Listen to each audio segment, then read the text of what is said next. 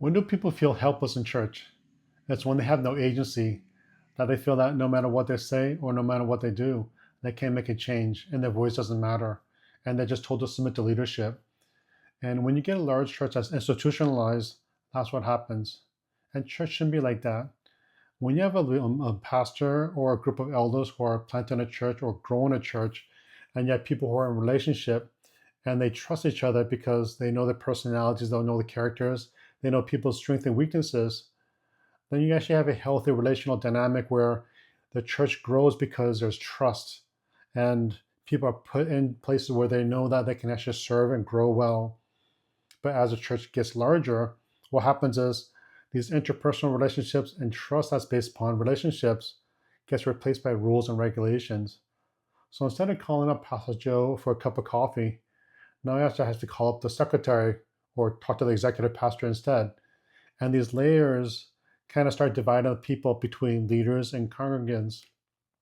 And organizationally, the mentality shifts as well, because when you're part of a church and you're asked to do things, but you have no say in the outcome, you start to develop this resentment and you say, well, these people are paid to do this, so it's a job, so they should do it.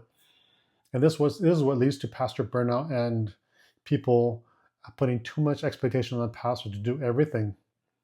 And on the flip side, you have also the pastors who feel that it is their duty and their responsibility to shepherd these people. And sometimes they go kind of overboard, being too doctrinally dogmatic because they fear this responsibility from God.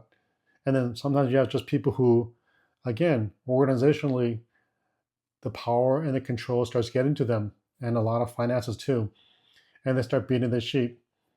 So when you actually have a larger organizational church, these dynamics become very unhealthy and very much not like the church as the Bible intended. And you have people who abuse the pastors, and you have pastors who abuse the sheep.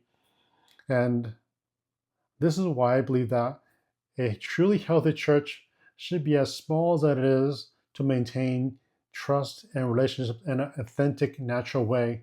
Instead of saying, well, the bigger the we are, the more efficient we can become.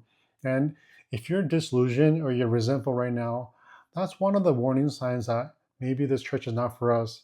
And I'm not saying that small is always better. I'm just saying that the size of a church does lend itself towards a healthier relational structure. And that's what you should be looking, keeping an eye out for as you're maybe considering a different church or looking for a church.